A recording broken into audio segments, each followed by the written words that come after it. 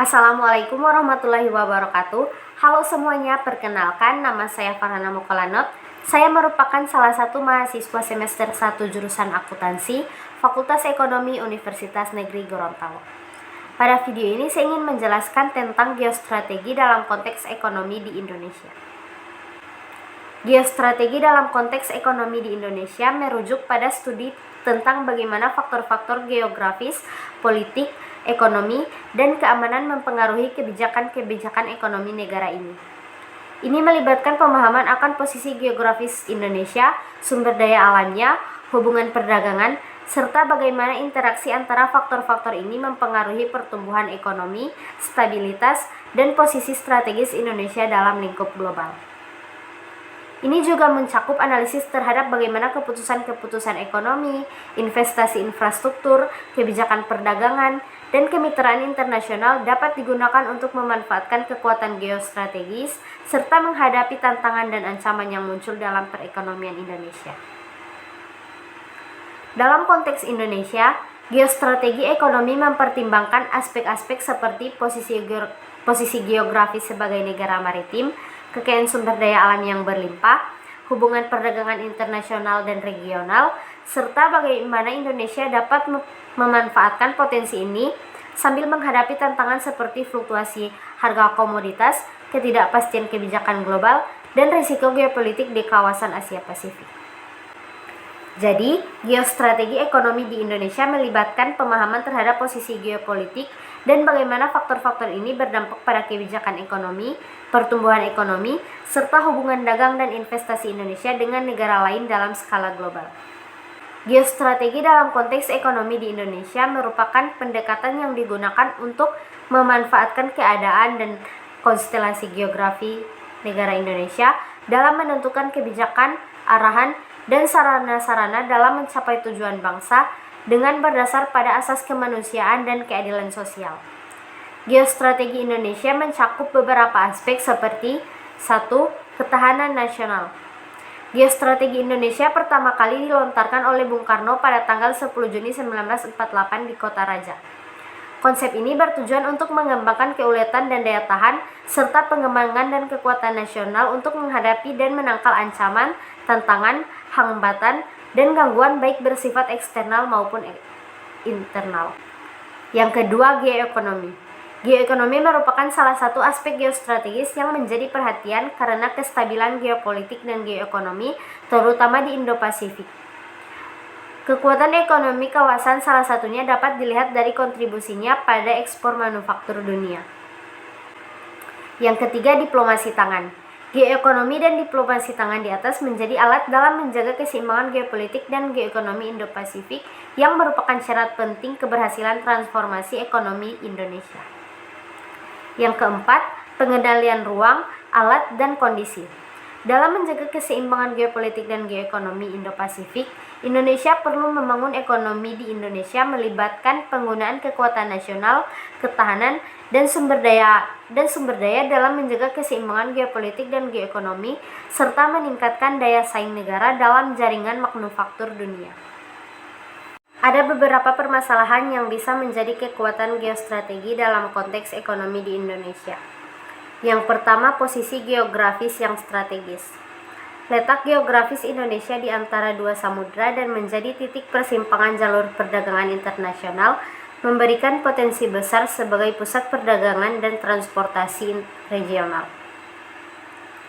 Yang kedua, kekayaan sumber daya alam. Indonesia memiliki kekayaan sumber daya alam yang melimpah termasuk batu bara, minyak dan gas, tambang mineral, serta keanekaragaman hayati. Hal ini memberikan peluang besar untuk sektor ekspor dan pengembangan industri. Yang ketiga, demografis yang besar. Populasi Indonesia yang besar menawarkan pasar domestik yang besar bagi produk dan layanan. Dengan populasi yang besar dan semakin urban, ada potensi untuk pertumbuhan konsumen yang signifikan. Yang keempat, pertumbuhan ekonomi yang stabil. Meskipun ada tantangan, Indonesia telah menunjukkan pertumbuhan ekonomi yang relatif stabil dalam beberapa tahun terakhir. Hal ini menarik bagi investor dan memberikan fondasi yang kuat untuk pengembangan lebih lanjut. Yang kelima, potensi peningkatan infrastruktur. Meskipun masih ada kekurangan, upaya pemerintah dalam pengembangan infrastruktur dapat menjadi kekuatan jika dilakukan secara konsisten. Pembangunan infrastruktur yang lebih baik dapat meningkatkan konektivitas dan efisiensi dalam perekonomian. Yang keenam, kemitraan ekonomi regional. Melalui keanggotaannya dalam organisasi regional seperti ASEAN, Indonesia dapat memperkuat kerjasama ekonomi regional yang dapat memberikan akses lebih besar ke pasar dan kesempatan kerjasama dengan negara-negara tetangga. Yang terakhir, peningkatan investasi asing. Meskipun memiliki resiko, investasi asing dapat menjadi kekuatan jika dikelola dengan baik. Hal ini dapat membawa teknologi baru, modal, dan pengalaman manajemen yang dapat meningkatkan daya saing industri dalam negeri. Selain itu, ada beberapa kelemahan geostrategi. Yang pertama yaitu meliputi ketergantungan pada komoditas. Ekonomi Indonesia cenderung bergantung pada ekspor komoditas seperti batu bara, minyak, dan produk pertanian. Fluktuasi harga global dapat memiliki dampak besar pada perekonomian Indonesia. Yang kedua, ketergantungan pada pasar tertentu. Indonesia cenderung tergantung pada beberapa pasar ekspor utama seperti Tiongkok dan negara-negara di Asia Tenggara. Ketidakpastian politik atau perubahan kebijakan di negara-negara ini dapat mengganggu hubungan perdagangan. Yang ketiga, infrastruktur yang tidak merata. Meskipun ada upaya memperbaiki infrastruktur, namun masih banyak kekurangan terutama di sektor transportasi, energi, dan telekomunikasi. Infrastruktur yang buruk dapat menghambat pertumbuhan ekonomi. Yang keempat, risiko bencana alam. Sebagai negara dengan sejumlah besar bencana alam seperti gempa bumi, tsunami, dan letusan gunung berapi, Indonesia rentan terhadap kerusakan yang bisa merusak infrastruktur dan mengganggu aktivitas ekonomi. Yang kelima, ketidakpastian kebijakan. Perubahan kebijakan politik dan regulasi yang seringkali tidak konsisten dapat mengganggu kepercayaan investor dan mempengaruhi pertumbuhan ekonomi jangka panjang. Yang keenam, ketimpangan regional. Ada ketimpangan pembangunan antara wilayah perkotaan dan pedesaan, serta antara Pulau Jawa dan wilayah-wilayah lainnya. Hal ini dapat menghambat pertumbuhan ekonomi secara keseluruhan di seluruh Indonesia. Yang ketujuh, ketergantungan pada investasi asing.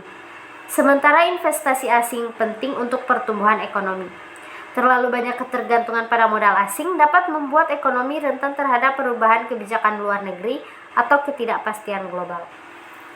Nah, yang selanjutnya ada beberapa permasalahan yang dapat dilihat sebagai peluang geostrategis dalam konteks ekonomi di Indonesia.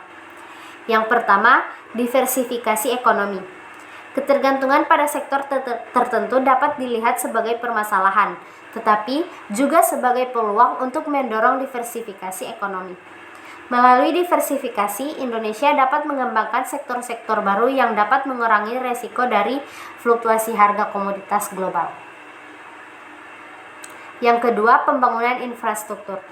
Meskipun masih terdapat banyak permasalahan dalam infrastruktur, kebutuhan akan pembangunan infrastruktur yang lebih baik memberikan peluang besar untuk investasi, baik dari dalam negeri maupun asing. Ini dapat menciptakan lapangan kerja, meningkatkan konektivitas, dan mendorong pertumbuhan ekonomi. Yang ketiga, penduduk yang muda dan berkembang. Populasi yang muda dapat menjadi aset besar dalam konteks ekonomi. Pemerintah dapat fokus pada pengembangan keterampilan dan pendidikan untuk mempersiapkan angkatan kerja yang kompeten secara global. Yang keempat, pertumbuhan konsumen. Perubahan pola konsumsi di antara masyarakat Indonesia yang semakin urban dan meningkatnya kelas menengah memberikan peluang bagi industri dalam negeri dan investasi asing untuk memasarkan produk dan layanan baru. Yang kelima, kemitraan regional dan perdagangan internasional. Indonesia memiliki potensi untuk memperkuat kemitraan ekonomi dengan negara-negara tetangga dan mitra dagang lainnya. Kerjasama perdagangan dan investasi dengan pasar-pasar regional dan global dapat menjadi peluang besar untuk pertumbuhan ekonomi. Yang keenam, peningkatan investasi dalam teknologi dan inovasi. Investasi dalam teknologi dan inovasi dapat membuka peluang baru untuk pengembangan sektor-sektor yang lebih maju secara teknologi. Hal ini bisa mencakup pengembangan teknologi hijau, digitalisasi, dan industri kreatif. Yang ketujuh, pemanfaatan sumber daya alam secara berkelanjutan. Alih-alih hanya menjadi ketergantungan, pemanfaatan sumber daya alam secara berkelanjutan dapat memberikan peluang untuk pengembangan industri yang ramah lingkungan dan inovatif. Nah, selain itu, ada beberapa ancaman geostrategis dalam konteks ekonomi di Indonesia. Yang pertama, yaitu ketidakstabilan ekonomi global. Fluktuasi ekonomi global seperti perang dagang antar negara besar atau krisis keuangan di wilayah lain dapat memberikan dampak signifikan pada perekonomian Indonesia karena ketergantungan pada perdagangan internasional. Yang kedua, ketergantungan pada komoditas. Ketergantungan yang tinggi pada sektor komoditas membuat Indonesia rentan terhadap perubahan harga global. Jika harga komoditas utama seperti batu bara, minyak bumi, dan produk pertanian turun, hal itu bisa memberikan tekanan pada perekonomian. Yang ketiga, ketidakpastian kebijakan global. Perubahan kebijakan luar negeri dari negara-negara mitra dagang atau negara besar secara keseluruhan dapat berdampak pada kebijakan perdagangan Indonesia dan hubungan ekonomi internasionalnya. Yang keempat, ketidakpastian politik domestik. Ketidakstabilan politik di dalam negeri bisa mengganggu kebijakan ekonomi dan menurunkan kepercayaan investor baik domestik maupun asing. Yang kelima, ketegangan regional. Ketegangan di kawasan Asia Pasifik atau Asia Tenggara dapat berdampak pada stabilitas ekonomi Indonesia, terutama jika ada ketegangan yang mengganggu aliran perdagangan dan investasi. Yang keenam, kerusakan lingkungan. Dengan kekayaan alamnya, Indonesia rentan terhadap dampak perubahan iklim, kerusakan lingkungan, dan bencana alam. Ini bisa berdampak pada produksi pertanian, infrastruktur, dan stabilitas ekonomi secara keseluruhan. Yang ketujuh, ketergantungan pada investasi asing. Terlalu banyak ketergantungan pada investasi asing dapat menjadi ancaman jika terjadi ketidakstabilan global atau jika arus modal asing tiba-tiba berkurang. Nah, yang terakhir yaitu ketimpangan regional. Ketidakmerataan pembangunan antar wilayah di Indonesia bisa menjadi ancaman karena dapat memperburuk kesenjangan ekonomi dan sosial yang pada gilirannya dapat mengganggu stabilitas dan pertumbuhan ekonomi. Nah, ada beberapa rekomendasi yang bisa dipertimbangkan untuk menangani ancaman dan tantangan geostrategi dalam konteks ekonomi di Indonesia. Yang pertama, diversifikasi ekonomi. Mengurangi ketergantungan pada komoditas dengan mendorong diversifikasi ekonomi ke sektor-sektor yang lebih beragam dapat membantu mengurangi resiko dari fluktuasi harga komoditas global. Yang kedua, stimulus untuk pengembangan infrastruktur. Fokus pada pembangunan infrastruktur yang kuat dan efisien, terutama di sektor transportasi, energi, dan teknologi informasi untuk meningkatkan konektivitas internal dan eksternal. Yang ketiga, peningkatan kebijakan investasi. Meningkatkan lingkungan yang kondusif bagi investasi baik domestik maupun asing dengan memberikan insentif, perlindungan hukum, dan kepastian regulasi yang jelas. Yang keempat, kemitraan dan kerjasama regional.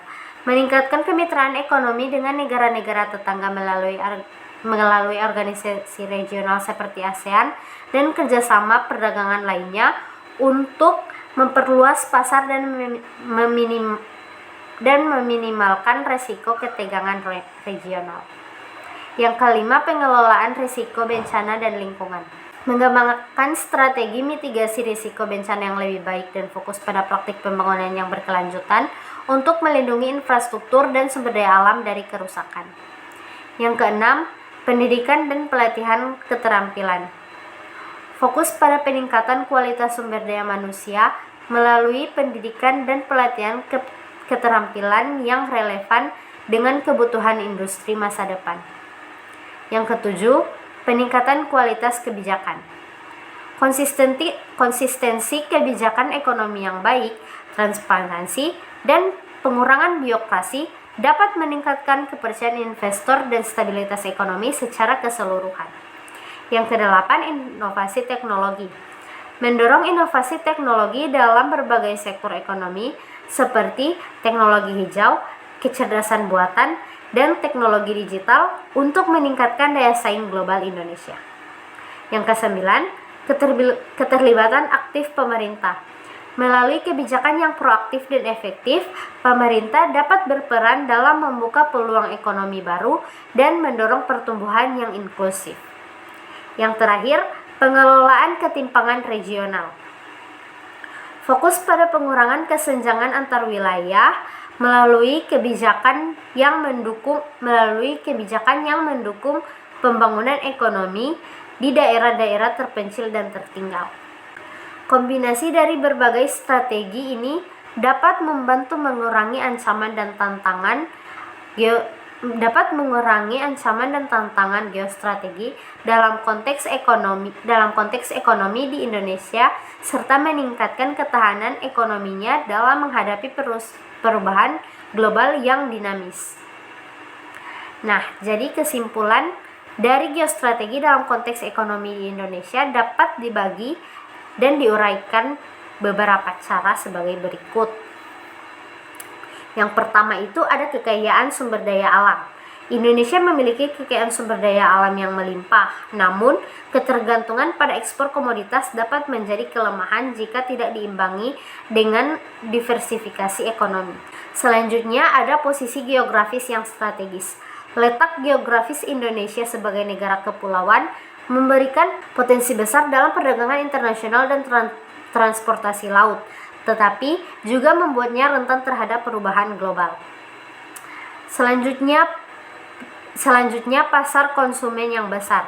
Populasi Indonesia yang besar dan berkembang memberikan peluang besar bagi pertumbuhan ekonomi dalam negeri, terutama dalam pertumbuhan kelas menengah dan urbanisasi yang pesat. Selanjutnya yaitu kemitraan dan hubungan internasional. Indonesia aktif dalam kemitraan ekonomi regional dan memiliki hubungan dagang yang kuat dengan berbagai negara. Tantangan dan ancaman. Tantangan seperti ketergantungan pada komoditas, ketidakpastian kebijakan global, ketimpangan regional, dan risiko dari ketidakstabilan ekonomi global menjadi ancaman yang perlu diatasi. Strategi untuk pertumbuhan berkelanjutan.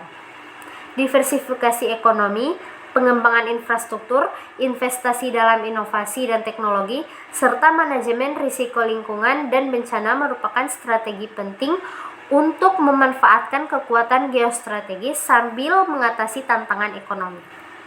Dalam rangka mencapai pertumbuhan ekonomi yang berkelanjutan, Indonesia perlu memanfaatkan kekuatan geografisnya secara cerdas sambil mengurangi ketergantungan pada sektor tertentu, menjaga stabilitas kebijakan, dan berinovasi dalam pembangunan ekonomi untuk menciptakan kesempatan yang lebih luas bagi seluruh masyarakat. Sekian itulah penjelasan dari saya. Jadi itu tadi saya sudah membahas tentang geostrategi dalam konteks ekonomi di Indonesia, dan juga saya telah membahas tentang kekuatan, kelemahan, peluang dan ancaman, serta bagaimana cara mengatasi ancaman dan tantangan tersebut. Semoga video ini dapat bermanfaat untuk kita semua. Sekian, wassalamualaikum warahmatullahi wabarakatuh.